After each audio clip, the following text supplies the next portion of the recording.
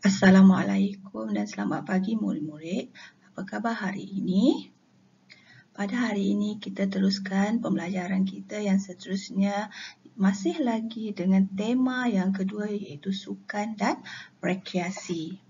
Pada Isnin lepas kita melakukan aktiviti pada muka surat 18 dalam buku teks iaitu mengenai baca, analisis dan cari persamaan serta perbezaan maklumat dalam bahan dengan menggunakan teknik bacaan yang sesuai.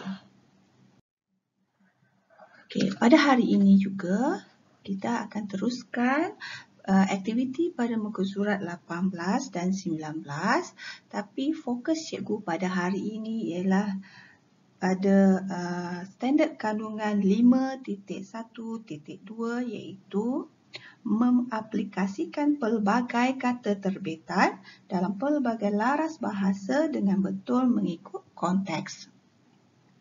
Okey, cikgu harap pada akhir pembelajaran murid-murid dapat yang pertama, menyebut dan mengenal pasti 3 perbezaan makna dan fungsi perkataan, rangkai kata, istilah dan ungkapan pelbagai jenis komunikasi lisan.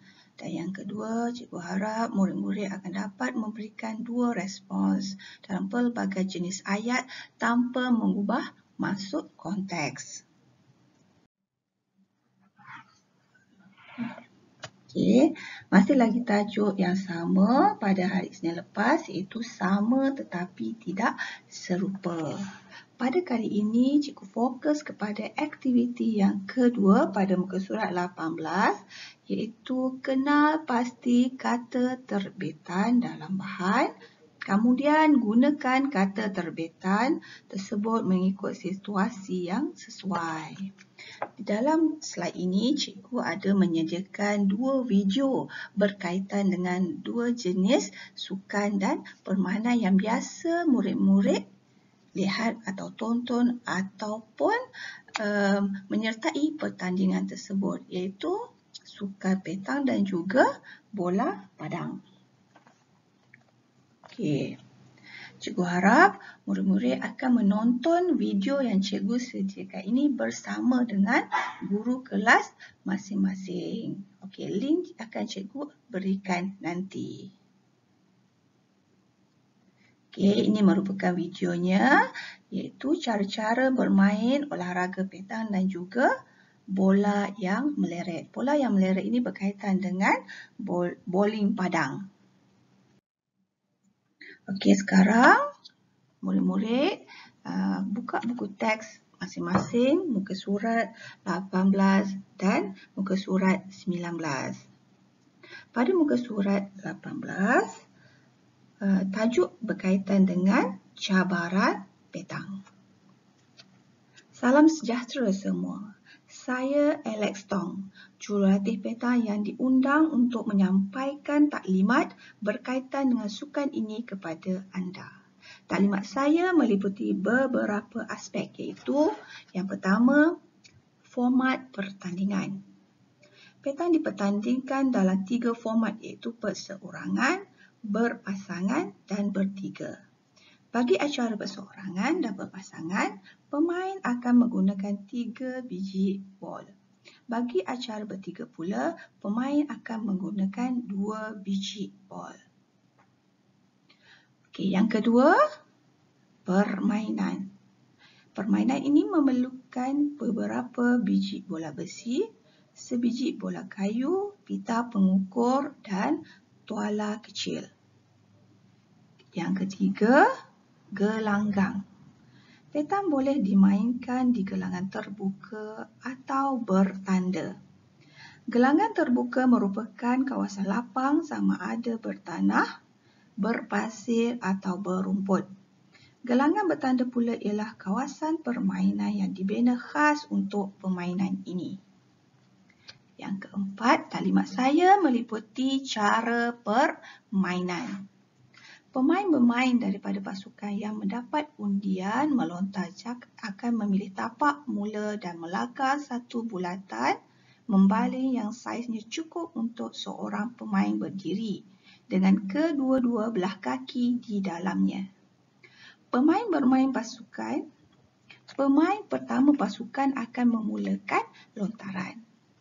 Kemudian, pemain pertama daripada pasukan lawan akan mengambil giliran melontar. Pemain melontar bola secara pointil sama ada roll, half lob, high lob dan full lob mengikut kemahiran untuk mendekatkan bola kepada jak berbanding dengan pihak lawan. Dan yang terakhir, talimat saya penentuan pemenang. Pasukan akan dikira menang setelah memperoleh mata penamat sama ada 9, 11 atau 13 mata mengikut ketetapan penganjur. Sekiranya masa pertandingan telah tamat dan pasukan telah bertanding belum berjaya menamat pertandingan, penentuan pemenang berdasarkan kedudukan semasa bertanding.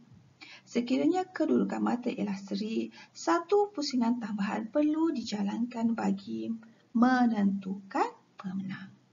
Okey, pada muka surat 18 ini,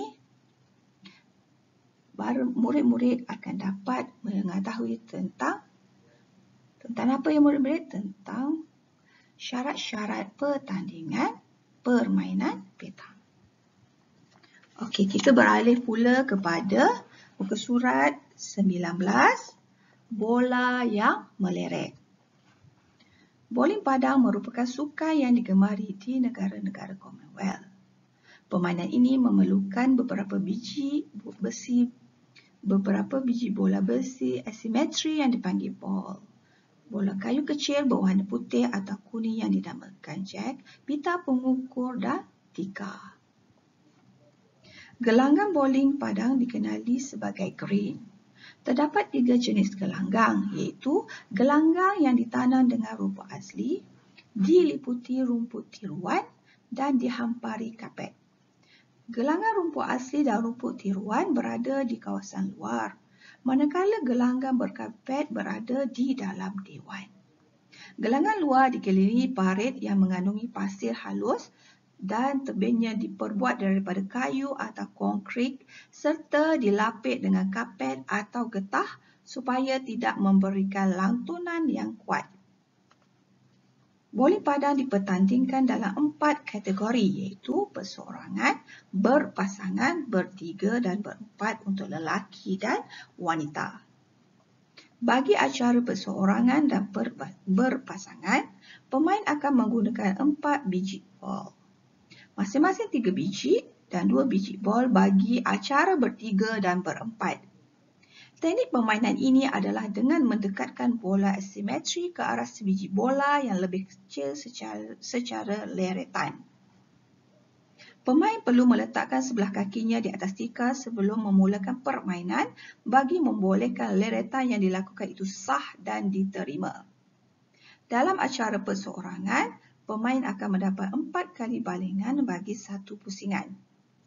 Bola yang paling hampir dengan jack akan mendapat mata. Pemain perseorangan boleh mengumpul 4 mata maksimum dan 1 mata minimum. Pasukan dikira menang apabila memperoleh mata penamat 21 atau mana-mana yang terdahulu. Permainan ini memerlukan strategi dan fokus yang tinggi kerana bola akan bergerak serong. Melalui bowling padang, kecergasan badan dapat ditingkatkan kerana setiap leretan memerlukan banyak pergerakan fizikal. Sukan Commonwealth merupakan pentas gemilang bagi acara ini kerana bowling padang tidak dipertandingkan pada peringkat sukan Olimpik. Okey, murid-murid, itu merupakan cara-cara bermain bola bowling padang. Okey, seterusnya yang cikgu cakapkan tadi, cikgu fokus kepada standard kandungan kita kepada 5.1.2 iaitu mengaplikasikan pelbagai kata terbitan dalam pelbagai laras bahasa dengan betul mengikut konteks.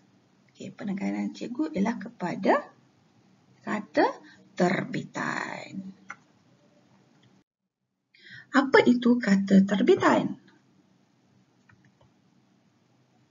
Kata terbitan ialah bentuk perkataan yang dihasilkan melalui proses perimbuhan, iaitu proses yang menggandingkan imbuhan pada kata dasar. Imbuhan pula dibahagikan kepada 4 bentuk atau jenis, iaitu awalan, akhiran, apitan dan sisipan. Kita tengok kata terbitan berawalan. Awalan dapat wujud dalam kata nama, kata kerja dan kata objektif. Yang kedua, kata terbitan berakhiran. Akhiran wujud dalam kata nama, terbitan dan kata kerja terbitan. Contoh, pakaian, sastrawan, seniman dan pamerkan. Yang ketiga ialah kata terbitan berapitan. Apitan wujud dalam kata nama terbitan, kata kerja terbitan dan kata kerja adjektif terbitan.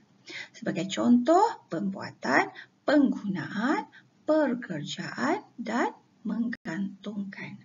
Dan yang terakhir ialah kata terbitan bersisipan. Sisipan wujud dalam kata nama dan kata adjektif. Yang pertama atau A ialah sisipan kata nama. Contohnya telunjuk, kemuncuk. Dan yang kedua atau B, sisipan kata adjektif. Gemilang, serabut. Okey, seperti yang cikgu cakapkan tadi, aktiviti kita pada hari ini ialah dalam buku teks muka surat 18. Okey, iaitu kenal pasti kata terbitan dalam bahan yang terdapat dalam buku teks muka surat 18 dan 19. Kemudian gunakan kata terbitan tersebut mengikut situasi yang sesuai. Okey, last kali, seperti yang cikgu katakan tadi, video yang cikgu sediakan tadi ialah berkaitan dengan petan dan juga bowling padang.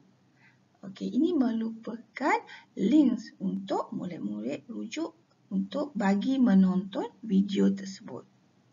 Murid-murid bolehlah menonton video tersebut bersama-sama guru bahasa Melayu masing-masing. Sekian sahaja untuk hari ini. InsyaAllah kita akan berjumpa lagi dalam pembelajaran akan datang. Sekian, terima kasih.